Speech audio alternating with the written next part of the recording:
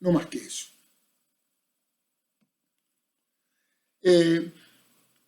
La segunda clasificación de Stokes, como les dije antes, es el estudio del libro como una entidad intelectual. El documento como sujeto. ¿Sí? ¿Cuál es el objetivo de la bibliografía sistemática? Bueno, el objetivo de la bibliografía enumerativa o sistemática es reunir en un orden lógico, por eso de Westermann del principio director constante, y útil la información contenida en cada libro. Es decir, yo identifico las obras y reúno esas obras que identifico y que describo, las reúno en un orden lógico y las presento a la comunidad científica, a los investigadores, a quien necesite utilizarlo, es ese listado de libros, pero que tienen un orden lógico, un principio director constante. Ese principio director constante es lo que hace que ese listado sea un listado sistemático, sea una bibliografía y no sea una mera lista de libros. ¿Sí? Como ustedes pueden ver en la nota, esa clasificación de Stokes es del mundo anglosajón, como yo les decía antes. ¿Sí? Nosotros en los países latinos a la bibliografía material la emparentamos con lo que llamamos crítica textual. ¿Sí? Y la realizan los filólogos, los especialistas en historia o en crítica literaria. Bien, vayamos ahora a los objetivos de la bibliografía. La bibliografía tiene dos objetivos fundamentales, principales. En primer lugar, la bibliografía nos permite identificar los documentos. ¿Se acuerdan cuando empezamos esta clase que yo les decía que la bibliografía nos ha permitido a lo largo de los años, con el paso de las generaciones, de las décadas y de las centurias, identificar documentos que nunca llegaron físicamente a nosotros, pero sabemos de la existencia de ellos porque están incluidos en listados bibliográficos. Bueno, este es uno de los objetivos de la bibliografía, identificar los documentos. ¿Sí? Muchas veces cuando yo no conozco nada de ninguna disciplina, lo mejor que puedo hacer es ir a una bibliografía de esa disciplina, porque esa bibliografía me va a decir qué hay, qué se escribió, quién escribió, cuándo escribió, cómo lo escribió sobre un determinado tema. Y el segundo objetivo principal de la bibliografía es informarme sobre el contenido de los documentos. Por eso vamos a ver que en muchas bibliografías, además de la descripción del documento, tienen la parte analítica. Es decir, ¿qué quiero decir con la parte analítica? La parte analítica, a lo que me estoy refiriendo es a, por ejemplo, si el documento que estoy describiendo es el artículo de una publicación periódica, el artículo científico, ese artículo científico generalmente lo que trae es un resumen abstract de su contenido. ¿Sí? Entonces, ese resumen, si está dentro del asiento bibliográfico, me informa sobre el contenido de ese artículo. ¿Sí? Me informa sobre el contenido del documento. Lo mismo me pasa si yo tengo el resumen de un libro dentro del registro bibliográfico. ¿Sí? O, por ejemplo, otra forma de informarme sobre el contenido de un libro, en el caso de una monografía, es que se transcriba la tabla de contenido del libro, o sea, lo que nosotros llamamos normalmente o comúnmente el índice del libro. ¿Sí? Esa tabla de contenido me da una idea de qué contiene el libro, me da una idea de qué trata el libro. Por eso habla, ¿sí?, en los objetivos principales, no solamente identifica el documento, sino además me informa sobre qué contenido posee.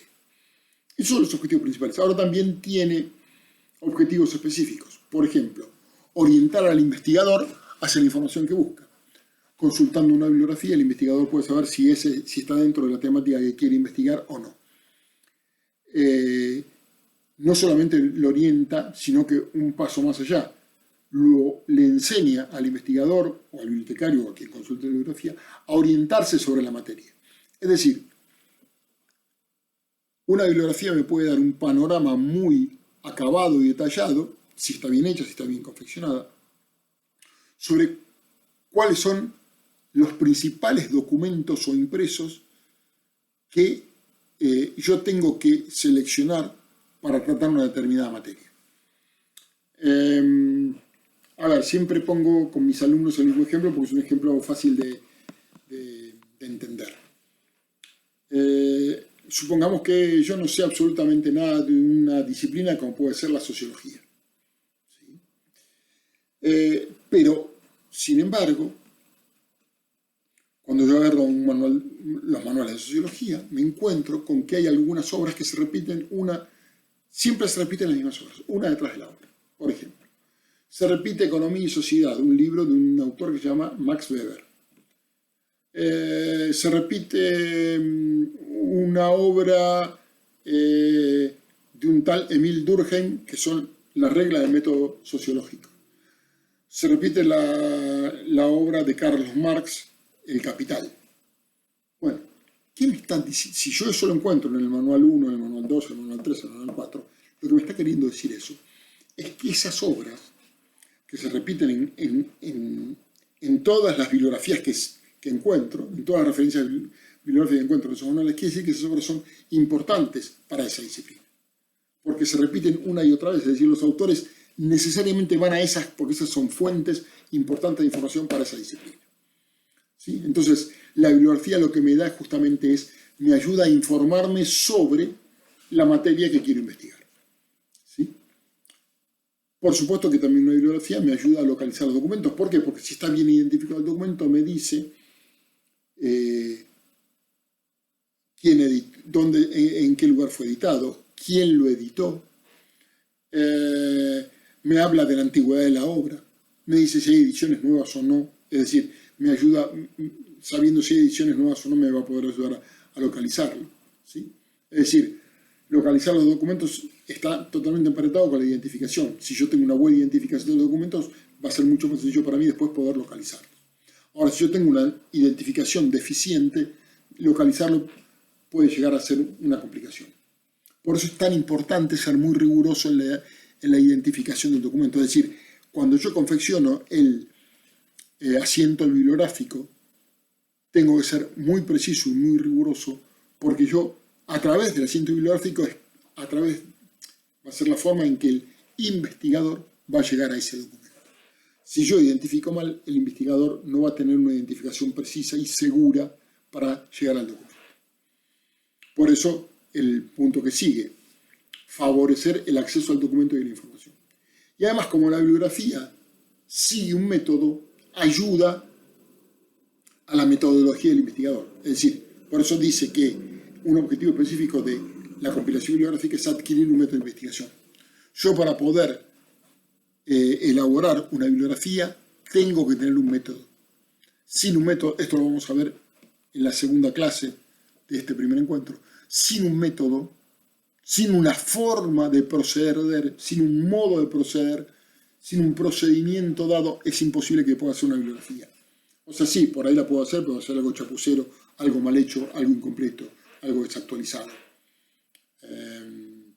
Yo tengo que tener un método, ¿sí? Un método de investigación. Y por supuesto, ese método de investigación me va a obligar después a tener un método de transcripción, de descripción, ¿sí? Y de elaboración de ella. Bien, continuamos. Entramos acá en un tema del cual antes habíamos hablado, que era qué tipo de bibliografías no podemos encontrar.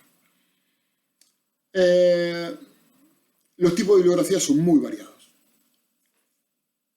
Por lo tanto, si nos referimos a lo amplio del contenido de una bibliografía, vamos a encontrar bibliografías generales y bibliografías especializadas. Mejor dicho, esto es una denominación puramente de especulación intelectual, pero que en la práctica no se ve. No existen las bibliografías generales, y menos con la explosión de información que nos trajo a aparecer Internet. Había bibliografías generales, o hubo el intento de bibliografías generales, cuando la cantidad de libros publicados era una cantidad manejable. Hoy la cantidad de libros es, no voy a poner la palabra infinita porque no existe, la producción de libros es finita, es decir, se puede determinar, pero es tan amplia que sería imposible hacer una bibliografía general. Por lo tanto, Vamos a citar simplemente las bibliografías generales, pero no existen. Lo que existen son las bibliografías especializadas. Es decir, no tiene ningún valor hacer una bibliografía general. ¿Sí? Porque supongamos que hablamos de la bibliografía argentina, ¿sí? De la bibliografía nacional argentina. Y alguien me puede decir, alguno de ustedes me puede decir, bueno, la bibliografía general argentina, la bibliografía argentina, ¿sí? Es una bibliografía general. No, no es una bibliografía especializada. Porque aunque yo tenga todas las obras publicadas por la Argentina, van a ser una mínima parte de las obras publicadas en el mundo. Va a seguir siendo, dentro de la generalidad, porque ningún tema me va a ser ajeno, va a ser una bibliografía especializada porque está especializada en Argentina. ¿Sí? Bien, si tomamos en cuenta la naturaleza o la tipología de los documentos reseñados, acá nos encontramos con que las bibliografías, para que tengan algún valor, tienen que ser bibliografías especiales. ¿Qué quiere decir bibliografías especiales? Que justamente al no poder ser generales, las bibliografías van a tener alguna característica que las haga especiales. Y acá yo puse algunos ejemplos simplemente. Una bibliografía de incunables, una bibliografía de libros raros o curiosos. Por ejemplo, podemos tener una bibliografía de folletos de editoriales. Por ejemplo, la folletería de las editoriales argentinas entre 1930 y 1940. ¿Cuáles eran los folletos que publicaban las editoriales para promover sus libros? Y hacer una bibliografía sobre esos folletos. Si tuviera algún valor académico, algún valor para la investigación de la actividad editorial entre 1930 y 1940, podría ser factible hacer una bibliografía especializada, especial, ¿sí? En este caso de folletos. Una bibliografía de obras anónimas, una bibliografía especial, una bibliografía de publicaciones periódicas. Bien. Con respecto al lugar de publicación y a la lengua, lo que tenemos son bibliografías internacionales, ¿sí? Que abarcan, por ejemplo, una bibliografía del Mercosur, es una bibliografía internacional, porque abarca a más de un país. Aunque no abarca a todos los países, abarca al menos a Paraguay, a Uruguay, a Brasil, a Argentina, ¿sí? Y se me puede estar escapando algún país más, ¿sí? Mientras que las bibliografías nacionales se refieren o a una nación entera, como dijimos antes, el caso de Argentina, a una región autonómica, acá pone autonomía porque quien hizo esta clasificación es español, entonces allá no tienen provincias, pero tienen comunidades autonómicas, ¿sí? Por lo tanto podemos decir una bibliografía provincial. Una bibliografía de región, por ejemplo, una bibliografía referida a la región mesopotámica, podría ser. Una región del NOA, del noroeste argentino, una región del NEA, del noreste argentino. Una bibliografía de la Patagonia. Esas son bibliografías regionales. O una bibliografía local. Una bibliografía de los autores de San Nicolás de los Arroyos. Una bibliografía de los autores de Merlo, provincia de Buenos Aires. Una bibliografía de, no sé, La Falda, Córdoba. ¿Sí? Perdón, se me fue la diapositiva. Estábamos acá. Seguimos avanzando. Acá vamos a hablar de la intención del bibliógrafo en cuanto al tipo de bibliografía. Esto lo dije antes, ahora lo voy a ampliar un poco más. Las bibliografías, según el tipo de reseña, las reseñas pueden ser de tres tipos. Una reseña descriptiva, una reseña analítica o una reseña crítica. Una reseña es descriptiva cuando yo lo que hago es identificar el documento a través del asiento bibliográfico. Es decir, aplico, en tanto y en cuanto corresponde, alguna de las 8 áreas de la descripción bibliográfica que aprendimos en las reglas de catalogación angloamericanas, segunda edición. Como las ISBD, de las cuales le hablé antes, son la madre, son el antecedente más importante de las Anglo 2, por lo tanto, las ISBD también tienen 8 áreas. ¿Sí? Así como ustedes estudiaron las 8 áreas de las Anglo 2, las ISBD también tienen 8 áreas. Y además, las 8 áreas de las ISBD se emparentan claramente, son las mismas, o casi exactamente las mismas que las 8 áreas de las Anglo 2. Después yo les voy a dar un documento que elaboré este año que nos permite establecer ciertas comparaciones sobre todo dónde están las diferencias entre el asiento catalográfico a través de las Anglo 2 y el asiento bibliográfico a través de las ISBN. Bueno, cuando hablamos de la reseña, el tipo de asiento, hablamos del tipo de asiento. El asiento descriptivo es el que me permite identificar claramente un documento de una forma inequívoca, unívoca. ¿Sí?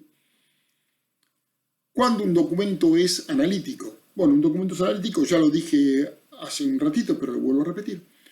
Un documento es analítico cuando, además de la reseña descriptiva, le puedo agregar un resumen o abstract del documento. Si es un artículo de la publicación periódica, le agrego el resumen. Si es un libro, le agrego, como les dije antes, la tabla de contenido. De esa manera, agregándole la tabla de contenido al libro o el resumen a un artículo de una publicación periódica, convierto un asiento de descriptivo en analítico.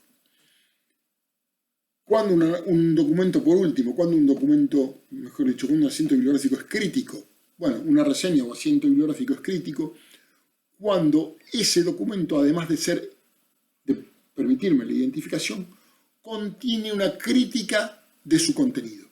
Esa crítica del contenido puede hacerla el propio bibliógrafo o tomarla de un tercero. Voy a poner un ejemplo cercano a todos. Borges era muy amigo de Adolfo Bioy Casares.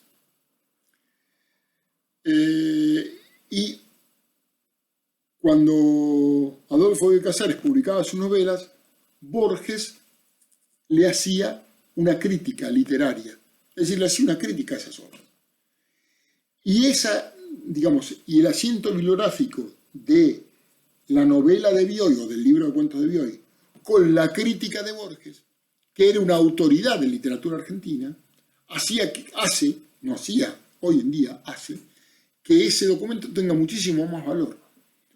Porque esa crítica a mí como bibliotecario me sirve para saber si yo debo comprar o no un libro, por ejemplo. Si yo no tengo un libro en mi fondo bibliográfico y lo quiero adquirir para mejorar mi colección. ¿Por qué no lo tengo? ¿A qué recurro? Puedo recurrir a muchas cosas, pero una de las cosas a las que recurro son a las críticas, que encuentro en distintos medios. A la crítica literaria de un periódico, a la crítica literaria en una revista especializada, a la crítica literaria que encuentro en Internet. Ese asiento bibliográfico que no solo me identifica la obra, sino que además tiene una crítica, es el asiento bibliográfico de mayor valor. Porque además es una referencia, en muchos casos ineludible, porque si la crítica está hecha por una autoridad en la materia, ¿sí?, me ayuda muchísimo a la adquisición, a la selección para la adquisición de la obra. Por eso tiene tanto valor el asiento crítico. En cuanto al segundo punto, la amplitud en el número de documentos descriptivos, las bibliografías pueden ser exhaustivas o selectivas. En general, no existen, o casi prácticamente no existen bibliografías exhaustivas. Cuando hablamos de exhaustividad, ¿de qué hablamos? De agotar toda una materia. ¿Sí? Es decir, no existe bibliografías que agoten una materia. Siempre va a aparecer un documento que yo no tuve en cuenta.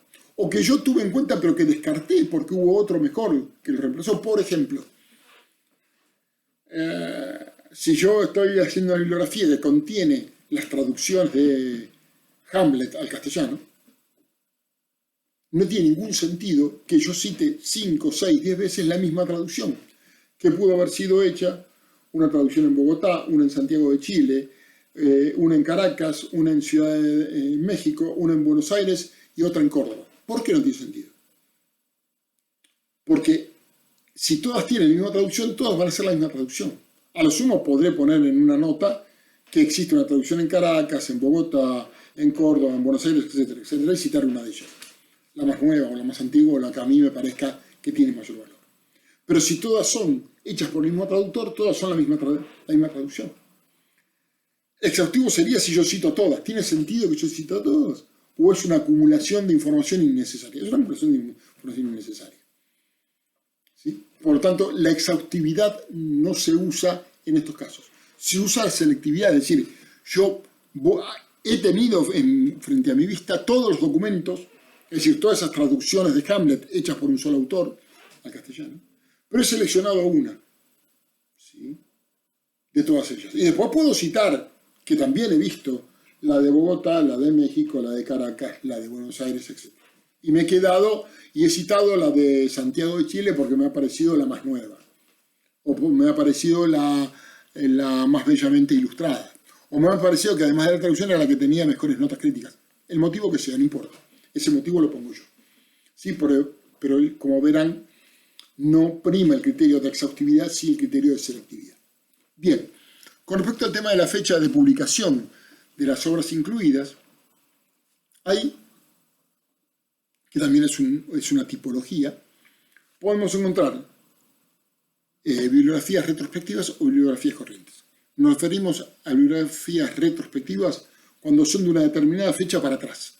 Es decir, yo me propongo hacer una bibliografía sobre periodismo en Argentina. Supongamos que no hubiera hecho, que no es así, pero supongamos que no hubiera. Ahora, en algún momento le tengo que dar un corte. Entonces digo, todas las obras escritas sobre periodismo argentino hasta el 31 de diciembre de 2019. Es una bibliografía retrospectiva. No voy a incluir ningún libro o artículo publicado desde el 1 de enero de 2020 en adelante sobre la temática. En cambio, una bibliografía corriente es una bibliografía que en general se publica como un contenido corriente, es decir, como una publicación periódica, ¿sí?, que digamos, se hace la bibliografía y se la publica, se hace y se la publica, ¿sí? A medida que van saliendo los documentos se los publica, ¿sí? Que esto sucede muchas veces con Internet, ¿sí? Que hay publicaciones periódicas especializadas en publicar, van dando a conocer las novedades bibliográficas de una determinada temática. Entonces, todo lo que sale sobre la lectura en la Argentina, una publicación periódica se dedica a publicarlo. Entonces, se transforma eso en una bibliografía corriente. Es decir, cuando uno habla de bibliografía corriente, es de una bibliografía en curso. Se publica a medida que van saliendo los documentos, ¿sí? A medida que se van publicando los documentos, se publica la bibliografía, ¿sí? Bien.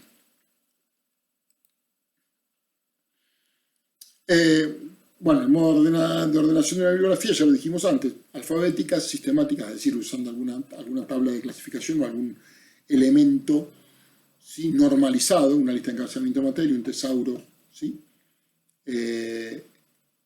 Esas son las sistemáticas, ¿sí? Y después están las cronológicas. Yo puedo ordenar alfabéticamente por orden alfabético de autor, por orden alfabético de título.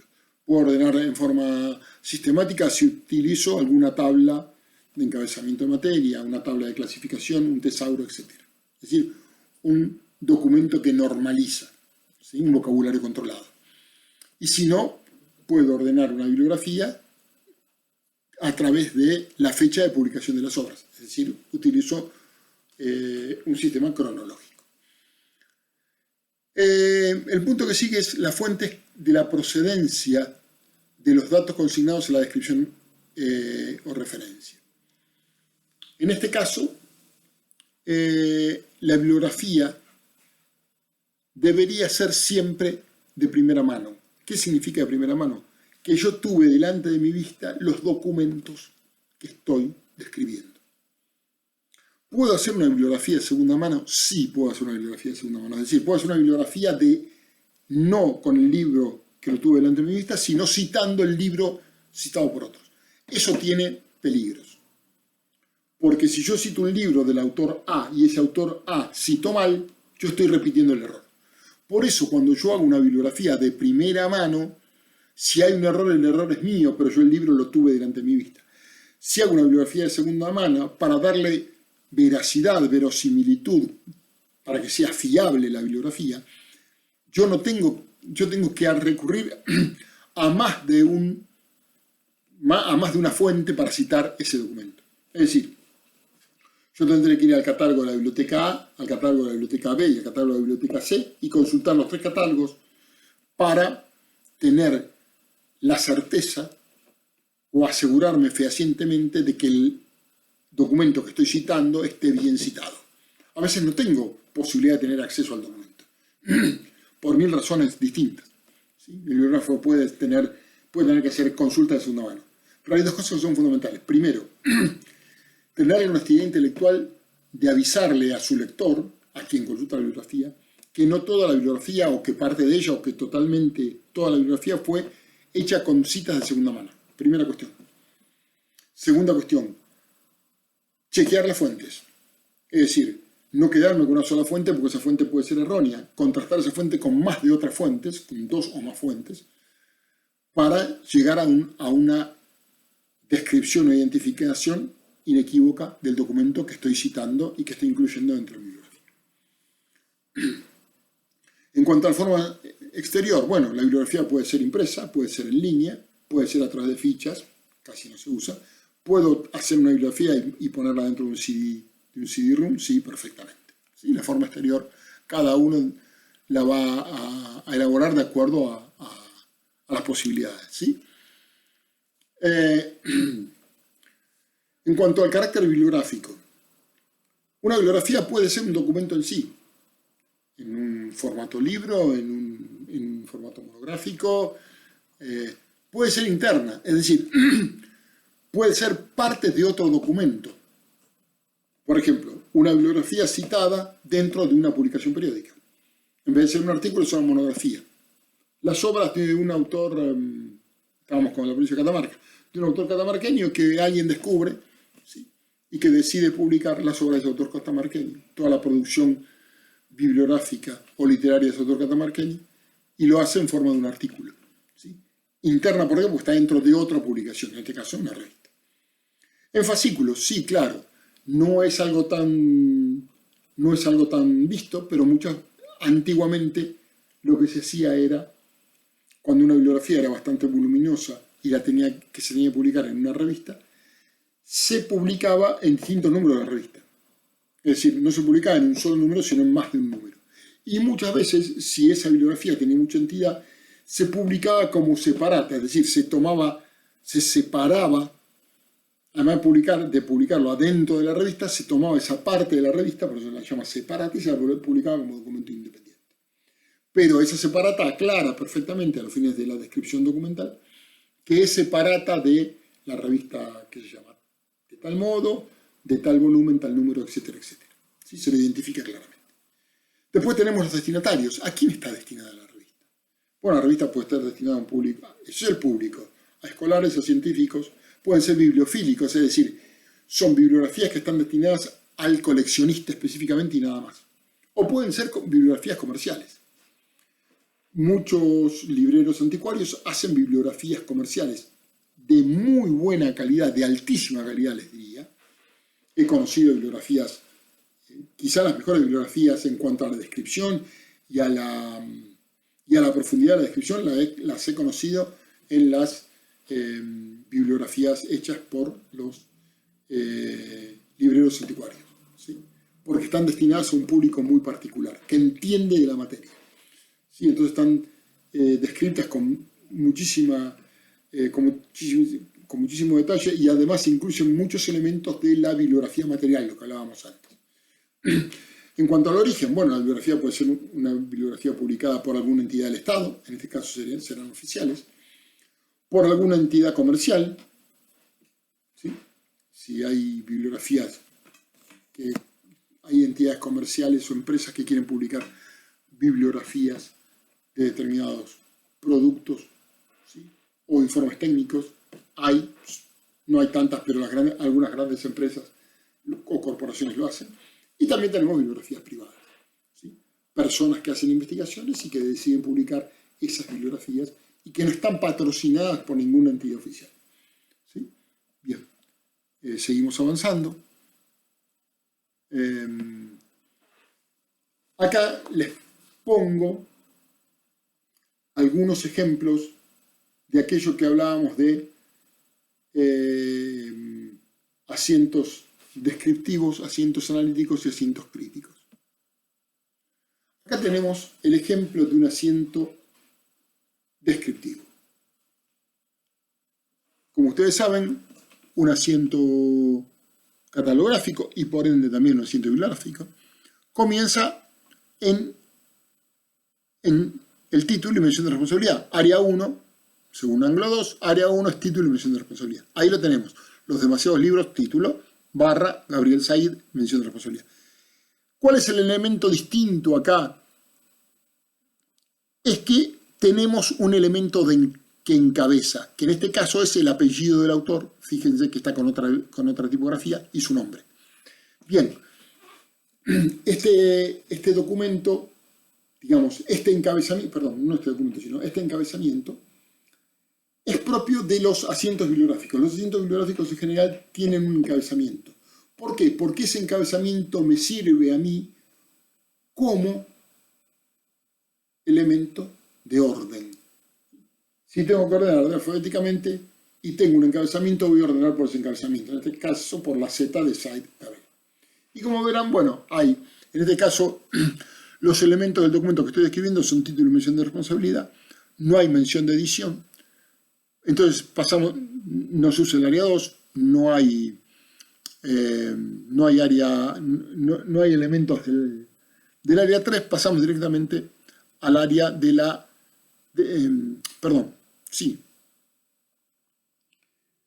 lugar editorial y fecha, ¿sí?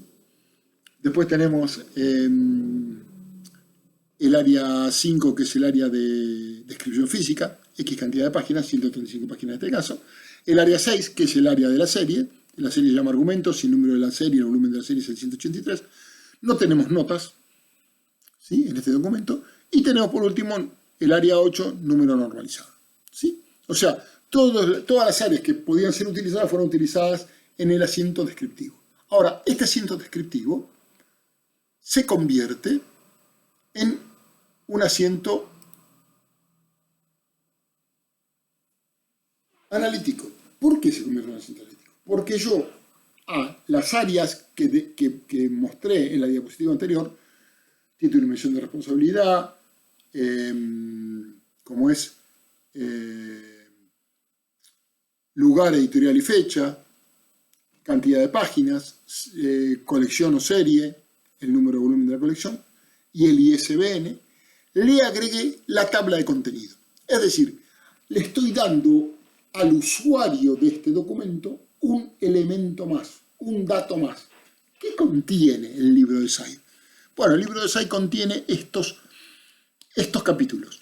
Al lector impenitente, los demasiados libros, quejarse de Babel, los libros y la conversación, cultura y comercio.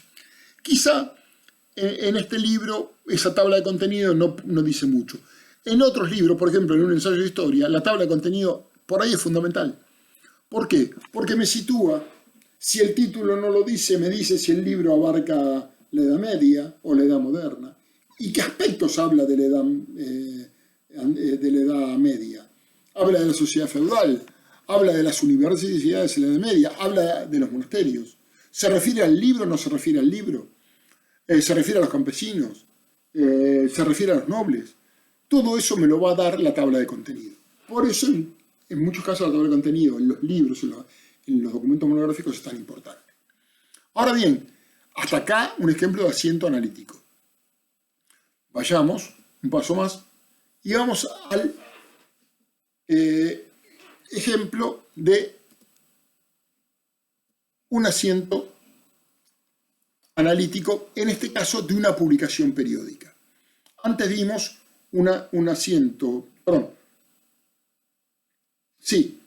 antes vimos el asiento analítico de una publicación monográfica, de un libro. Ahora vemos el asiento analítico de una revista. Fíjense que acá convertimos el asiento en analítico porque le agregamos lo que nosotros conocemos como resumen. Los artículos de una publicación periódica científica, una de las exigencias para considerar ese artículo científico es que tengan el resumen o abstract, es decir, que diga de qué trata el artículo. En este caso es un artículo sobre control bibliográfico y el autor dice que describe las iniciativas llevadas a cabo durante los últimos 30 años, ¿sí?, habla de qué pasó con el control bibliográfico en los últimos 30 años. Y lo explica en este resumen. Entonces, si yo necesito hacer una investigación sobre control bibliográfico o sobre bibliografía en general, leyendo el resumen puedo darme cuenta si el artículo, no necesito leer todo el artículo, con leer el resumen me doy cuenta si ese artículo me es útil o no me es útil para la investigación que estoy realizando. Bien. Hasta acá mostramos un asiento descriptivo normal, simple, un asiento descriptivo de una monografía, de un libro, un asiento descriptivo de una publicación, perdón, un asiento analítico de una monografía, un libro, un asiento analítico de una publicación periódica, el resumen, y ahora vamos a ver un asiento crítico de una monografía. Fíjense que yo extraje de un blog especializado en literatura el comentario que el señor que escribe este blog, que evidentemente es un especialista en literatura, el comentario que hace sobre el libro de Said. Entonces, si yo estoy buscando para mi biblioteca o para mi lectura personal, no importa, leer sobre un libro sobre libros, ¿qué me dice el autor este?